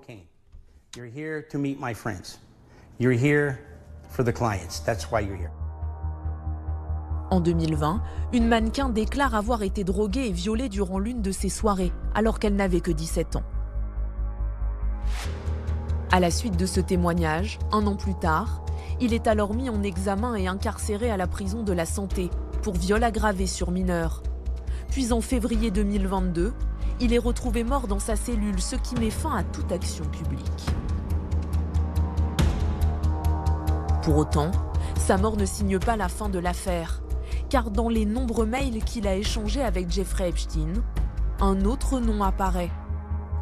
En octobre 2009, le multimillionnaire américain propose à un certain Daniel Siad de le mettre en relation avec Jean-Luc Brunel. Tu veux rencontrer Jean-Luc à Paris ? Oui, avec plaisir. Daniel Siad, 69 ans, se présente comme un chasseur de mannequins. Le voici ici sur une photo publiée en 2015. A-t-il participé lui aussi au réseau de trafic sexuel mis en place par Jeffrey Epstein ? En tout, son nom apparaît plus de 2000 fois dans les documents mis en ligne par l'administration Trump.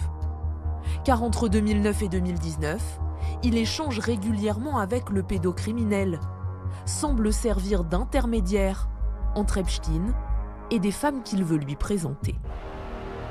Elle a 26 ans, mais elle semble en avoir 18. Voilà plus de photos. Mignonne. Jolie fille française à Marrakech, 22 ans. Une relation strictement professionnelle, estime Daniel Siad dans une vidéo qu'il vient de poster sur Twitter.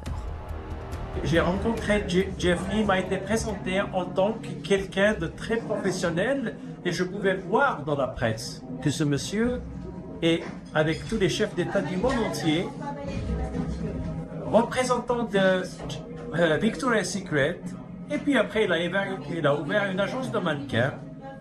Alors j'ai travaillé professionnellement pour présenter des mannequins pour lui et pour l'agence, où j'ai envoyé des photos des mannequins que je rencontre un peu partout dans le monde. J'étais tellement fier que je pouvais faire partie de Victoria's Secret, de ce nom. À aucun moment, il estime avoir servi de rabatteur pour Epstein. Pourtant, certains messages interrogent, comme celui envoyé le 26 août 2017 par un homme dont l'identité est masquée. Il fait explicitement référence à Daniel Siad. Lundi, je vais me balader toute la journée avec Daniel. On va essayer de te trouver une nouvelle chatte. Quel rôle exact a donc joué Daniel Siad dans la toile tissée par Epstein à travers le monde ? Lui tient à prendre ses distances avec le criminel sexuel américain. Je suis vraiment désolé pour toutes les mannequins qui étaient abusées par ce pédophile, c'est crapuleux. Je suis quelqu'un de très honnête. J'ai jamais vendu un mannequin de ma vie, un être humain de ma vie. Je suis un grand-père, je suis un père de famille. Pourtant, sur cet email envoyé le 20 juillet 2014 à Jeffrey Epstein, Daniel Siad parle sans détour de jeunes filles mineures qu'il compte lui adresser. Dans cette agitation, je me sens parfois comme un pêcheur. Parfois, je fais une prise rapide. Parfois, je prends rien. J'ai vraiment fait du bon travail de repérage en Scandinavie. La plupart d'entre elles seront prêtes à commencer dès demain. Au moins 5 d'entre elles, âgées de 16 à 17 ans, seront prêtes l'année prochaine. À Paris, j'ai peut-être trouvé une nouvelle star. Elle a 15 ans. En marge de l'affaire Epstein, aujourd'hui, Daniel Siad se retrouve accusé de viol par une femme suédoise. Ebba Carlsson, 56 ans. Elle se souvient très précisément de ce jour de 1990, où dans les rues de Stockholm, elle rencontre celui qui se présente alors comme un recruteur de mannequins. Daniel m'a approché avec un groupe de personnes et m'a dit que je pourrais faire une carrière comme top modèle. Et il m'a demandé si j'avais un agent. Moi, j'ai dit non. Il m'a dit « Tu devrais venir à Paris, en France. Moi, j'ai du travail pour toi. » J'ai passé quelques coups de fil pour essayer de vérifier qui il était. Et on m'a dit « C'est un indépendant. » Rassurée, la jeune mannequin, alors âgée de 20 ans, décide de lui faire confiance et de se lancer dans l'aventure. Elle se rend sur la Côte d'Azur pour passer un casting de maillot de bain. Mais à son arrivée, elle déchante et rien ne se passe comme prévu. Quand on est arrivé, la maison était fermée. Il n'y avait personne. Et là, il m'a dit « Ne t'inquiète pas, on pourra dormir dans la cabane de la piscine. » Et à ce moment-là, il s'est mis à être très gentil avec moi, à me mettre en confiance, à me faire des compliments. Il a voulu se rapprocher. Et moi, je lui disais, j'ai un petit copain en Suède. Mais il a continué. Et c'est là qu'il m'a violée. Il m'a violée dans cette cabane de piscine. Après cette nuit, la jeune femme continue de croiser à plusieurs reprises la route de Daniel Siad. Mais elle ne dit rien.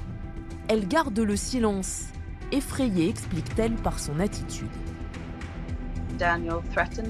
Daniel m'a vraiment menacée parce qu'il m'a vu parler à quelqu'un que je connaissais en Suède dans la rue. Et là, il m'a menacé de mort. Il a menacé de me tuer si je parlais à quelqu'un de ce qu'il s'était passé. Alors j'ai menti.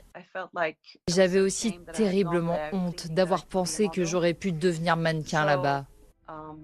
J'ai mis du temps à admettre à mon copain de l'époque ce qui s'était passé. De retour en Suède, Ebba Carlsson coupe les ponts avec Daniel Siad.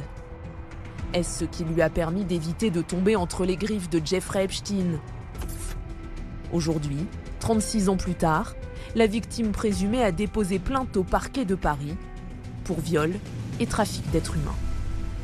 Les révélations continuent alors que des millions de nouveaux documents liés au criminel sexuel Jeffrey Epstein ont été rendus publics fin janvier. Des élus américains ont pu consulter une version non censurée du dossier ce lundi. Sous la pression, la justice états-unienne a également dévoilé de nouveaux noms qui figurent dans le dossier. Mais alors, que révèlent ces documents non censurés et pourraient-ils un jour être accessibles à tous? Salut, c'est Hugo, j'espère que vous allez bien. Je suis toujours en reportage à l'étranger pour un reportage qui sortira bientôt. Mais en attendant, c'est donc le sujet à la une de ces actualités du jour, disponible sur YouTube et en podcast audio sur toutes les plateformes. Alors on en parle régulièrement sur la chaîne. Jeffrey Epstein, c'était un criminel américain très influent qui a dirigé pendant des années un réseau d'exploitation sexuelle de jeunes filles mineures. Il a été retrouvé mort en prison en 2019 avant d'être jugé. La thèse officielle est celle d'un suicide, malgré des failles de sécurité qui ont été révélées la nuit de sa mort. Alors, suite à une récente loi aux États-Unis, des millions de documents ont été publiés par le ministère de la Justice, des documents qui ont été diffusés malgré les réticences de Donald Trump. Tout ça, on a déjà eu l'occasion d'en parler dans 2 ou 3 de nos dernières vidéos. Si vous voulez en savoir plus, notamment sur les personnalités politiques françaises qui sont citées, je vous mets tous les liens directement en description. C'est aussi dispo en podcast. Mais alors, pourquoi en reparler aujourd'hui? Eh bien parce qu'une partie des millions de documents publiés par la justice reste censurée aujourd'hui par des lignes noires. C'est un procédé que l'on appelle du caviardage. La raison avancée, c'est le fait fait de vouloir protéger des victimes, même si vous allez le voir, il y a de nombreuses critiques dans la méthode précise. Mais depuis ce lundi, eh bien, plusieurs parlementaires américains ont pu consulter une version non censurée, le tout dans un cadre tout de même strictement contrôlé. Pas le droit de prendre en photo les documents, mais possibilité uniquement de prendre des notes manuscrites. Et cette consultation donc, elle découle de la loi qui a été votée, la loi qui a obligé le gouvernement des États-Unis à publier ces documents. Et selon ce texte, chaque caviardage doit être en théorie strictement justifié. Et c'est là donc tout le point. Légalement, certes, certains noms doivent rester cachés pour protéger l'anonymat et l'intimité des victimes, mais certains élus estiment que d'autres informations ont été censurées uniquement pour des raisons politiques. Et c'est donc dans ce contexte que des élus ont pu consulter des versions non censurées des documents afin de vérifier que le gouvernement n'avait pas excessivement censuré certaines informations. Alors selon Thomas Massie, qui est un élu républicain, donc du camp de Trump, et Ro Khanna, qui est un élu démocrate, au moins 6 hommes auraient vu leur nom caviardé sans qu'aucune justification ne soit apportée. Et ce mercredi, l'élu démocrate a finalement décidé de révéler ces noms à la Chambre des représentants, donc l'équivalent de l'Assemblée nationale. Il bénéficie au passage de la clause de liberté d'expression et de débat de la Chambre, qui lui confère donc une immunité contre toute responsabilité civile ou pénale, ce qui lui permet donc de révéler ces noms. Alors parmi les hommes cités, il y a le milliardaire Leslie Wexner, qui est un ancien dirigeant de la maison mère de Victoria's Secret, qui avait engagé Epstein pour gérer sa fortune. Il y a aussi le sultan Ahmed bin Sulayem, qui est le PDG de DB World, une entreprise de logistique qui est basée à Dubaï. Alors attention à ces documents, ils ne semblent pas a priori impliquer directement ces hommes dans les crimes sexuels de Jeffrey Epstein. Et donc certains se demandent pourquoi est-ce que l'élu démocrate a décidé de révéler ces noms. Eh bien l'objectif selon lui, c'est de prouver que la justice américaine a dissimulé des noms, je cite, sans raison apparente. Et donc en faisant cela et en divulguant ici quelques noms, l'objectif est de pousser le ministère de la Justice en quelque sorte à revoir sa copie et à révéler les autres noms qui ont été caviardés. Il a notamment déclaré, je cite, « Si nous avons trouvé 6 hommes qu'il cachait en 2 heures, imaginez combien d'hommes il dissimule dans ces 3 millions de documents. » Mais l'élu démocrate s'est également étonné du fait qu'une bonne partie des documents qu'il a pu consulter, dont ceux transmis au ministère de la Justice par le FBI, n'étaient pas des versions complètes. Autrement dit, alors qu'il est censé pouvoir accéder à des versions complètes et non caviardées, eh bien il a été étonné de voir des documents tout de même caviardés. En tout cas, en réponse à cette situation, eh bien il a déclaré, je cite, qu'il fallait donner au ministère de la Justice l'occasion de revoir sa copie et de corriger les erreurs, en faisant donc vérifier les documents par exemple par d'autres personnes, donc permettre de démasquer des nouveaux noms. De son côté, le ministère de la Justice affirme être, je cite, dédié à la transparence. Et depuis, comme on a pu le voir, certains nouveaux noms qui étaient autrefois censurés ont été révélés, tandis qu'à l'inverse, des pages ont été cachées après coup, la justice américaine mettant en avant des erreurs. Par ailleurs, c'est important de le noter, même si plus de 3 millions de documents ont été rendus publics, avec un certain nombre de noms masqués donc, le nombre total de pages dépasse les 6 millions. Certains élus estiment que le fait de n'avoir accès qu'à la moitié de ces documents est également un manquement à la loi sur le sujet. Ce mercredi, les élus démocrates au Congrès ont donc accusé la ministre de la Justice, Pam Bondi, d'étouffer l'affaire. Faut rappeler que Trump militait lors de la campagne présidentielle pour la diffusion de ces documents, avant de faire un virage à 180 degrés et estimer globalement qu'il n'y avait aucune affaire Epstein. Il est cité des milliers de fois dans les documents, et l'amitié entre Epstein et Trump est désormais connue depuis longtemps suite à de nombreuses révélations de médias. Donald Trump, de son côté, affirme avoir pris ses distances avant sa mort. En tout cas, on risque très probablement d'en entendre parler dans les prochains jours, avec donc ces consultations par des élus. En France, au passage, il faut noter que le ministre des Affaires étrangères a annoncé ce mardi avoir saisi la justice française pour lui signaler les faits présumés concernant un certain Fabrice Edan, qui est un diplomate français qui est cité dans les fichiers. Selon une enquête de Mediapart, il aurait notamment envoyé depuis son adresse mail des Nations Unies des documents et des rapports des Nations Unies à Epstein. On vous tiendra au courant en tout cas l'évolution de la situation et ça évolue assez vite, donc on vous donnera les dernières informations directement sur Instagram. Le nom du compte c'est Hugo Décrypte. Je vous laisse avec Blanche pour le reste de l'actualité et je reviens juste après. Merci Hugo et bonjour à tous. On commence avec un point sur la météo. La tempête Nils touche la France depuis ce mercredi soir. 3 départements ont été placés ce jeudi en vigilance rouge, donc le plus haut niveau d'alerte. Il s'agit de la Gironde et du Lot-et-Garonne pour risque de crue et de la Savoie pour risque d'avalanche. Les habitants des zones concernées sont appelés à être vigilants et à limiter leurs déplacements. Ce jeudi matin, un chauffeur de poids lourd a été tué dans un accident à cause d'une chute de branches d'arbres près de Dax dans les Landes où les rafales ont dépassé les 160 km/h dans la nuit. 900 000 foyers étaient aussi privés d'électricité ce jeudi, selon le gestionnaire de réseau Enedis. Les régions Occitanie et Nouvelle-Aquitaine concentrent concentre la quasi-totalité des coupures. Selon Météo France, cette tempête est d'une force peu fréquente. 27 autres départements sont en vigilance orange pour vent, pluie, inondation ou vague submersion. La vigilance rouge aux crues est maintenue pendant la journée de vendredi en Gironde et dans le Lot-et-Garonne. En tout cas, la tempête a pris fin jeudi matin dans le sud-ouest, jeudi soir dans les régions méditerranéennes et devrait prendre fin dans la nuit de jeudi à vendredi en Corse, selon Météo France, qui a lancé un appel à la prudence. Deuxième actu, la décision de la justice pour le procès en appel de Marine Le Pen dans l'affaire des assistants du RN au Parlement européen sera rendue le 7 juillet 2026. Suite à l'annonce de cette date, qui était très attendue au sein du parti, Marine Le Pen a déclaré, je cite, que plus c'était tôt, mieux elle se portait. Cette date est considérée comme déterminante pour l'avenir politique de Marine Le Pen. Ce mercredi, dernier jour d'audience du procès, le parquet a requis 4 ans de prison, dont 1 an ferme, et 5 ans d'inéligibilité, ce qui pourrait empêcher Marine Le Pen de se présenter à l'élection présidentielle de 2027. Elle a fait savoir qu'elle annoncerait ou non sa 4e candidature dès l'annonce de la décision d'appel, le 7 juillet donc. Dans le cas d'une inéligibilité, ce sera Jordan Bardella qui se portera candidat à sa place pour représenter le parti. Si vous n'aviez pas suivi, le Rassemblement national est accusé d'avoir détourné des fonds publics européens en rémunérant des assistants parlementaires qui travaillaient en réalité pour le parti, qui s'appelait à l'époque le Front National, et non pour les eurodéputés, tout ça entre 2004 et 2016. Lors d'un premier procès en mars 2025, Marine Le Pen avait déjà été condamnée à 4 ans de prison, dont 2 ans ferme, 100 000 € d'amende et 5 ans d'inéligibilité avec exécution provisoire, c'est-à-dire qu'elle est exécutée immédiatement, même si elle est contestée par la partie perdante. Troisième actu, je voulais revenir rapidement sur la fusillade qui a eu lieu ce mardi dans un collège-lycée au Canada et plus précisément à Tumbler Ridge en Colombie-Britannique. Ce mercredi soir, la police a ramené à 8 morts le bilan après avoir annoncé 9 morts la veille. Parmi les victimes, 5 enfants de 12 et 13 ans et une éducatrice de 39 ans. La personne soupçonnée d'être à l'origine de la fusillade est une femme transgenre de 18 ans, donc née avec un sexe masculin. Elle aurait également tué sa mère et son petit frère de 11 ans dans une résidence avant de se rendre au collège-lycée. 25 personnes ont aussi été blessées, dont certaines sont toujours entre la vie et la mort. Le mobile de la suspecte reste inconnu selon les autorités, qui ont aussi déclaré s'être plusieurs fois rendues à son domicile par le passé pour des problèmes de santé mentale. Elle portait un fusil et un plus petit pistolet lorsqu'elle a été retrouvée morte sur les lieux de la fusillade, en raison, je cite, d'une blessure par balle auto-infligée. Quatrième actu, les Français sont exposés à des niveaux trop élevés de polluants chimiques dans leur alimentation, selon la dernière étude de l'ANSES publiée ce jeudi, qui a analysé plus de 250 substances potentiellement nocives. L'agence s'est notamment penchée sur l'acrylamide, un composé qui se forme lors des cuissons à haute température, comme la friture, et qui pourrait être cancérogène, ainsi que sur plusieurs métaux lourds comme le cadmium, le plomb, l'aluminium et le mercure. Concrètement, des augmentations de l'exposition à ces métaux ont été observées dans le pain, les biscuits sucrés, les viennoiseries et les pâtes. Il faut savoir que ces métaux se retrouvent dans l'alimentation, notamment parce qu'ils sont naturellement présents dans l'environnement et que certains domaines comme l'agriculture utilisent ces substances qui se retrouvent ensuite dans les sols, l'eau ou encore l'air. L'ANSES souligne que diversifier son alimentation permet de se préserver d'une surexposition à ces substances et surtout, elle n'interdit aucun aliment. Il faut surtout en fait faire attention à la dose des aliments consommés. Des progrès ont d'ailleurs été constatés. L'exposition alimentaire au plomb a diminué de 27% chez les enfants et de 49% chez les adultes par rapport à la précédente enquête. Pour l'acrylamide, les concentrations ont baissé dans les aliments les plus contaminés, notamment le café, où il n'est plus détecté. L'ANSES appelle donc les autorités et les industriels à poursuivre leurs efforts. On vous a mis des liens en description si vous voulez en savoir plus. Cinquième actu qui concerne les Jeux Olympiques d'hiver qui ont actuellement lieu à Milan. L'athlète ukrainien Vladislav Eraskevich a été disqualifié des Jeux pour avoir refusé de renoncer à son casque orné de photos de sportifs tués lors des combats en Ukraine. On pouvait notamment voir sur son casque les portraits du patineur artistique Dmytro Charpar ou encore celui de Yeven Malichev, un biathlète de 19 ans. Tous deux ont été tués au combat près de Bakhmout et de Kharkiv, deux villes situées à l'est de l'Ukraine. En fait, le comité olympique lui a interdit de porter ce casque au nom de l'article 50 de la charte olympique qui bannit toute forme de propagande politique dans la compétition. À la place, le CIO lui a proposé ce mardi de porter un brassard noir, ce que l'athlète de skeleton, un sport d'hiver proche du bobsleigh, a refusé. Vladislav Eraskevich, qui était aussi porte-drapeau de la délégation ukrainienne, a notamment reçu le soutien du président ukrainien Volodymyr Zelensky. Le dirigeant a déclaré, je cite, « Son casque arbore les portraits de nos athlètes qui ont été tués par la Russie. Je remercie le porte-drapeau de notre équipe nationale aux Jeux Olympiques d'hiver de rappeler au monde le prix de notre lutte. » Après sa disqualification ce jeudi matin, l'athlète a déclaré sur ses réseaux sociaux que la sanction du CIO était, je cite, « le prix de notre dignité ». Et on termine avec cette actu, on a des nouvelles d'Anne, cette femme de 53 ans qui s'était faite escroquer plus de 800 000 € par un faux Brad Pitt dont elle était tombée amoureuse. Si vous n'en n'en avait pas entendu parler, entre février 2023 et fin 2024, Anne de Neuchâtel pensait vivre une liaison avec l'acteur américain Brad Pitt, alors qu'elle était en réalité la cible de brouteurs qui utilisaient l'IA pour la piéger. Si on en reparle aujourd'hui, c'est parce qu'Anne a décidé de porter plainte contre les 2 banques grâce auxquelles elle a envoyé l'argent au faux Brad Pitt. Elle leur reproche un manquement à leur obligation de vigilance, notamment de ne pas avoir bloqué 18 virements aux libellés suspects, comme Opération Mr. William Bradley Pitt pour 35 000 €, ou encore Transplantation rein William Bradley Pitt, clinique Mayo Dr. IM pour 59 000 €. Elle souhaite donc être remboursée de ces sommes. Mais alors, que dit la loi ? Eh bien en France, les banques doivent rembourser les paiements réellement non autorisés, comme en cas de carte volée. En revanche, lorsque la victime a elle-même validé les virements comme Anne, ces opérations restent juridiquement autorisées et il n'existe pas de droit automatique au remboursement. Dans ce type de situation, la seule option est d'assigner la banque en justice pour tenter de démontrer un manquement à son obligation de vigilance. On suivra ça. Merci beaucoup Blanche pour ce résumé. Alors je serai toujours en voix off cette semaine puisque je le disais, je suis en tournage cette semaine pour un reportage qui sortira bientôt. Rendez-vous sur Instagram pour plus d'actualités. Le nom du compte c'est Hugo Décrypte. Prenez soin de vous, prenez soin de vos proches et puis on se dit à demain pour une nouvelle vidéo. That's me running towards the satanic temple of the evil billionaire Jeffrey Epstein on his private island swarming with security.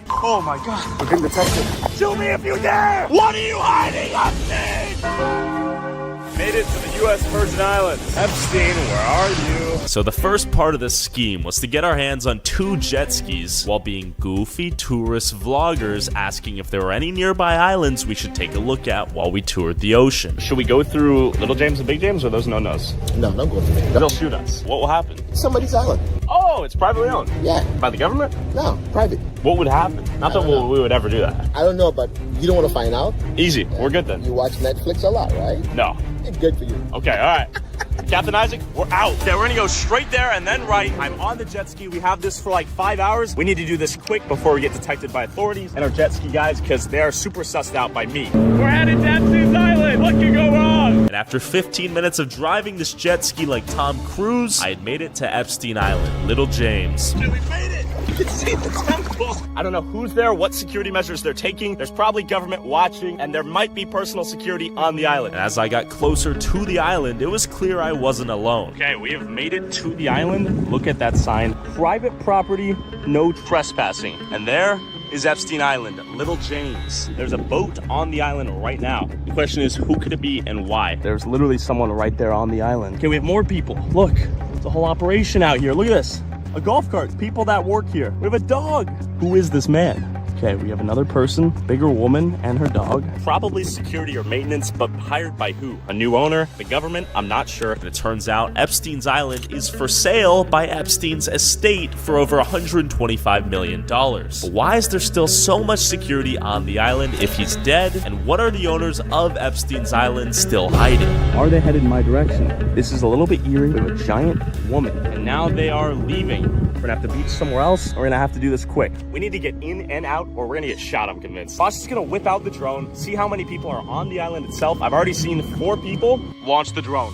Go, my child, find the truth, inspect the area. Now, while at first it seems like a normal island a billionaire might abandon, once the drone flies in a little closer, you begin to notice these carts driving across the island. But who are they and what are they protecting? And then, once the drone started getting closer to the temple, this weird white building on the highest point of the island where people believe it was used for evil satanic rituals, our drone began to experience unexplainable signal interference. RF signal interference. We lost it, so we've lost the drone. They've interfered with the drone. They don't have control. Now, it's important to note that in the last known footage of this temple, the temple was painted in this blue-gold pattern, and there's a giant sundial adjacent to it. This now means that the sundial was recently removed, and the temple was completely repainted white. But the question is, what are they covering up? And then I saw this. See a guy building right there. Look, literally right there. Look, look, look. Yep, there's another golf cart coming this way. Oh, it's going to get the drone. Okay, don't get caught, Pasha. There he is. There he is. Who is this man? Who is this man right here? We're going to storm the beach like Normandy right now, get on the island, and hopefully not get shot or apprehended. After barely pulling the drone back in, after losing signal, and confirming this place was swarming with what we believe to be armed security, it was time to storm the beach like Normandy. There's the temple! And that was exactly where I was headed. mysterious stairway, almost like it's inviting us to enter. Okay, we have another no trespassing sign right there, no trespassing sign right there. And after a full peripheral scope of the island, it was now time to infiltrate. All right, go! Pray for me. Get on shore. Let's get on shore. Okay, I'm on the island. The temple's behind me. Go straight for the temple. There's the arches right there. Let's see if I see this here.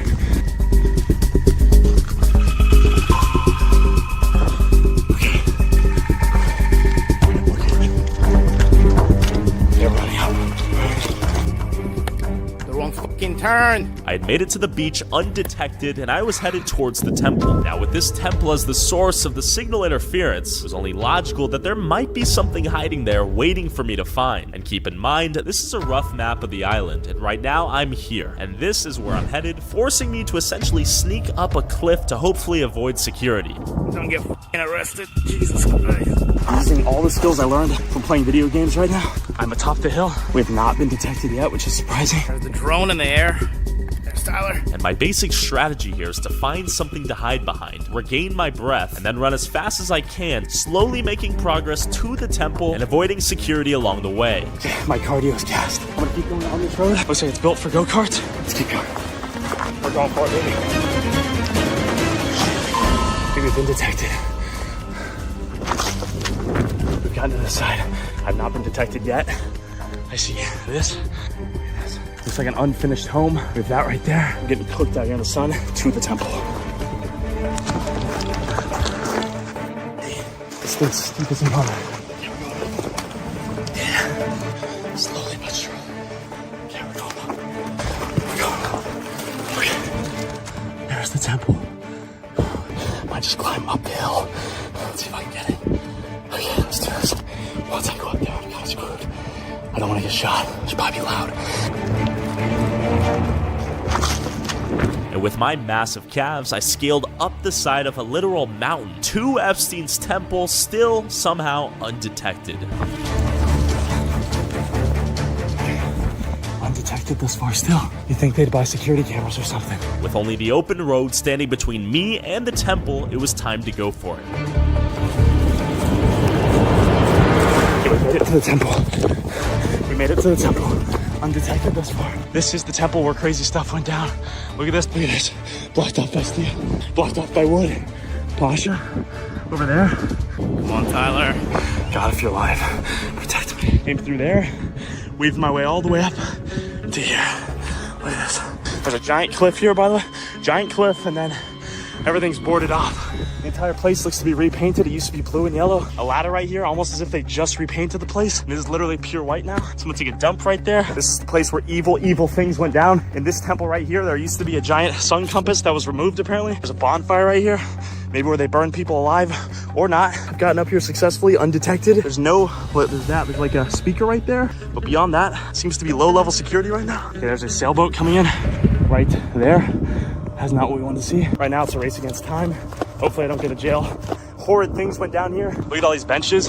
Very out of place benches, right? You have benches right here, bench right there, bench right there, bench right there. Look at that, this makes no sense. I'm gonna go back down, see if we can examine the estate. This time I might have to go blitzkrieg. Now I just need to run. My pants were nearly falling off. Looks like an unfinished construction pathway. I see what's inside. I don't know where all the security went, but I've yet to remain detected. They might be on their lunch break, boozing out right now. Can't just breathe.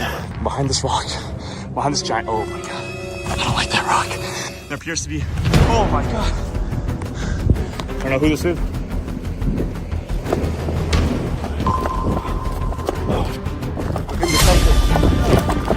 I'm running.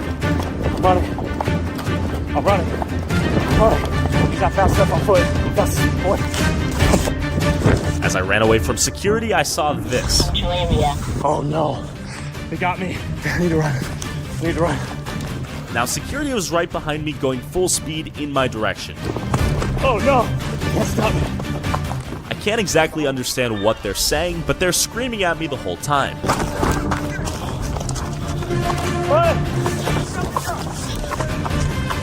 Oh, I'm done. We're good. We're good. I'm out of here. They're behind us. We made it down here. Once we get to the beaches, we're good. A brand new pool right here. We seeing this? Security behind me. They're not as fast as me though. Gotta keep going. Been training for this day. Oh, he's coming.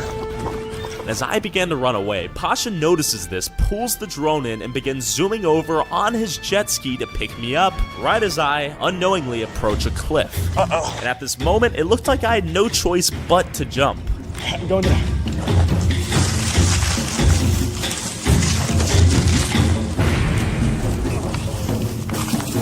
You can't see me back coming down. I'm going into the water. Pasha needs to pick me up. There, I made it into the water. Security, get to apprehend me. I'm swimming as fast as I can, waiting for Pasha to pick me up. Come on, Pasha. Shoot me if you dare! I'm in international waters! What are you hiding, Epstein? What are you hiding, Epstein? What are you hiding? Waiting on Pasha on the getaway. There's Pasha with the jet ski. There's my getaway jet ski. We're getting out of here. I escaped. All right, we're making out. Need a tip. Give me a hand. All right, easy. They thought they could get me. Grab the handles. All right, go! We escaped with all the footage. I'm touched. I breathe air. You suck. But as we zoomed back and made our way to the airport, I saw this. I think we're being followed by a Fed right now. Friends, the Epstein files are so bad. In fact, they've confirmed what I've always believed. These people are the minions of Satan. That's the only way to describe such depravity. Now in this video, I'm going to go through some of the photos with you. Then we're going to look at all the most famous, prominent people in the photos. And then we'll have a look at some of the most deranged, disgusting emails you're ever going to see. So this is inside his New York mansion. The person in the middle that you're seeing him with is Mohammed bin Salman, who's the current crown prince of Saudi Arabia, one of the worst men on the planet. But what's more interesting is that the Pope on the left? I'm not too sure who it is, but it sounds like some kind of religious figure. This is Bill Clinton over here, and down here, at the bottom, that is Donald Trump. Now this is a bed found in his apartment, but if you look how small it is, do you notice what it is? It could be a massaging bed, you know, or where he's getting some kind of medical treatment with this machine over there, blood pressure monitor. I don't know what that is, right? Pretty small bed, but you can easily see it as like a massage bed. On the shelves in the back, they could be massaging oils. But then, I don't know, to me, that looks like a bed where he tortured or did the worst things to his victims. Do you get that same vibe? I mean, what the hell is this? Is this BDSM? Is that what that is? Like a strap or something to smack on someone's ass? Looks like it to me. Not that I've ever indulged in such stuff. Now, can someone tell me what this is? I mean, these are condoms over here. These are cuffs. A feather. Is that... seems like some kind of sexual item. What the hell is this? Maybe they were playing a game. Maybe with this victim or whoever, they were playing a game of nurse. Now, take a look at this image. Now, this guy, his name is Suleiman, right? From what I know, he used to own, or he still owns, the ports in Dubai. And he actually owns a lot of the ports in around the world. Again, what is this? Is that a butt plug? Or am I looking at it all wrong? Wow, dirty bugger. This was also found in his apartment. Now, within the images, there's this booklet. And I think these are from visitors to the island. It says in this one, "Thank you very much for giving me the opportunity to participate at a safari. It was a truly wonderful experience, something I have dreamt of since I was a child. I appreciate so much your kindness and thoughtfulness. To ask me what would make me happy and then give that to me is the nicest thing anyone has ever done to me. I hope I soon will have the opportunity in person describe all the something." I don't know what that last word is. Exciting, exiting or something. Now, I think this book is of women of whom he must have trafficked or something to the island, and to keep them quiet, he must have sent them on vacations, gave them money, go and have fun. Or it could be a book where he's showing it to his other clients. Hey, I got this woman available. This is how much you need to pay, etc., etc. Something of that nature. But anyway, this note, it says, "I went on walking safaris a few times, which I found interesting. I walked for hours and had a guard with weapons with me. It was a very special feeling and I felt close to nature." And as it goes on, there's other women with similar notes on trips that they've been on. Now, going to the island itself, I came across these temples.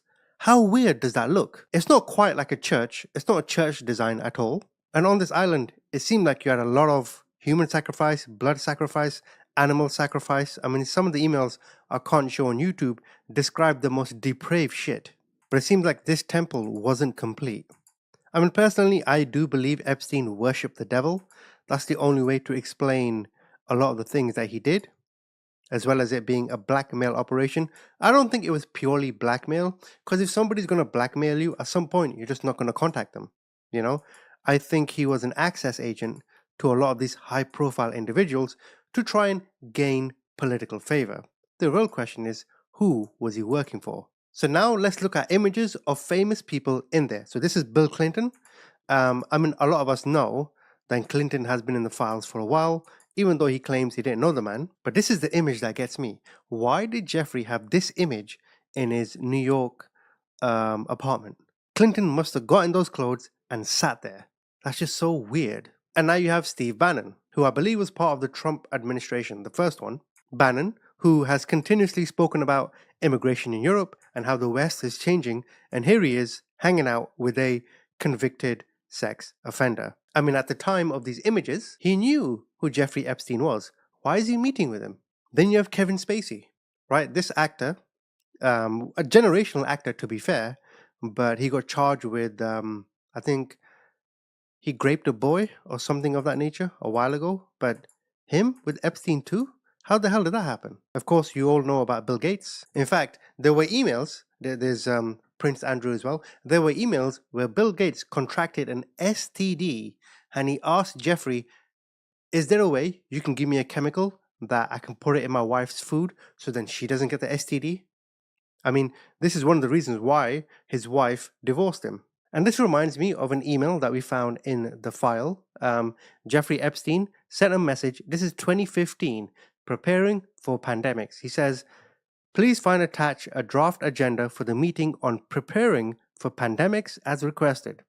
Let's discuss next steps. For example, how to officially involve the World Health Organization and the ICRC. Best regards, I hope we can pull this off. Did they plan COVID? I mean, when you start connecting the dots, you think, what the hell? Now, let's have a look at some of the emails. This is Elon Musk.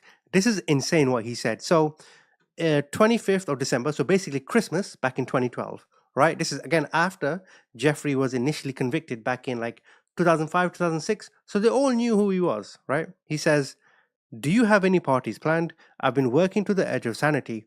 And once my kids head home for Christmas, I really want to hit the party scene or elsewhere and let loose.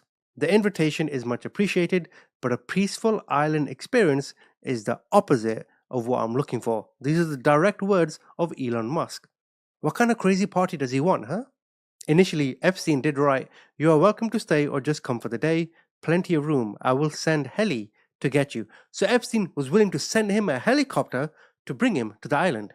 And this is a year later, where Epstein is trying to organize Elon coming to the island. In fact, a year later, as I mentioned, Elon goes, he'll be in the area over the holidays. Is that a good time to visit? To which Epstein replies, any day, 1st to the 8th, play it by ear if you want, always space for you. Why is Elon so desperate to go to the island? He knows what goes on there.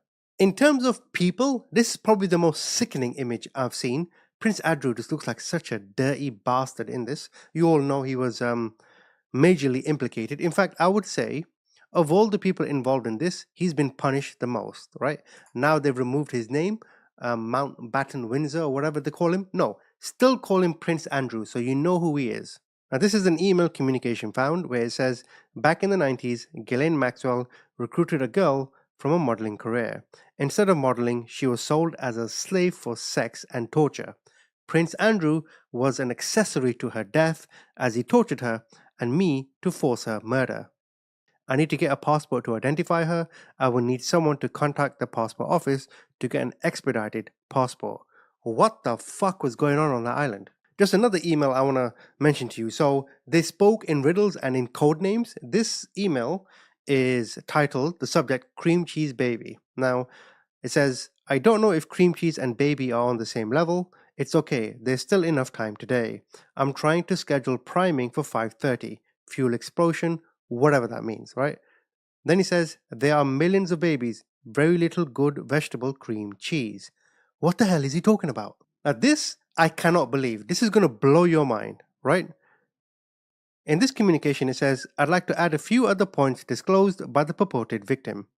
While on his yacht, he witnessed African American males having sex with white blonde females, all of whom were bleeding during intercourse. He was a victim of the type of ritualistic sacrifice in which his feet were cut with a scimitar but left no scarring. On the yacht, he witnessed babies being dismembered, their intestines removed, and individuals eating the feces from these intestines. He was also raped by George Bush I. Victim disclosed he was escorted to the FBI building by Michael Moore, who is the creator of True Pundit, described by multiple online sources as a conspiracy-driven news website that attempts to paint the FBI in a bad light. Moore has a criminal record as a result of an FBI investigation. What the fuck? Ritual sacrifice? George Bush I raping someone? Huh? Now this is a document that explains some more weird shit. So, the redacted name reported an unidentified female whose friend was forced to perform oral sex on President Trump approximately 35 years ago in New Jersey. The friend told Alexis that she was approximately 13 to 14 years old when this occurred, and the friend allegedly bit President Trump while performing. The friend was allegedly struck in the face after she laughed about biting Trump. The friend said she was also abused by Epstein. In fact, even Jay-Z has had some shade. So this is a victim describing what they experienced, and it says, in approximately 1996, victim resided with whoever. An unknown man abducted the victim from her home when she later awoke in the presence of Harvey Weinstein and Sean Carter, that's Jay-Z, while Weinstein had inserted his fingers into her, I assume. She believed she was in Epstein's mansion in Florida. She claimed she was abducted on 7 occasions, awaking each time in an opulent indoor setting, suffered from abuse on those occasions, in which Epstein participated. I mean, there's so much more to this, but that's all I have for now. But this is the most sickening, worst scandal of American politics of my lifetime. Comment, do you agree? Quand l'esprit parle, prêtons oreille, car Dieu parle cependant, tantôt d'une manière, tantôt d'une autre, et très souvent, l'on n'y prend point garde.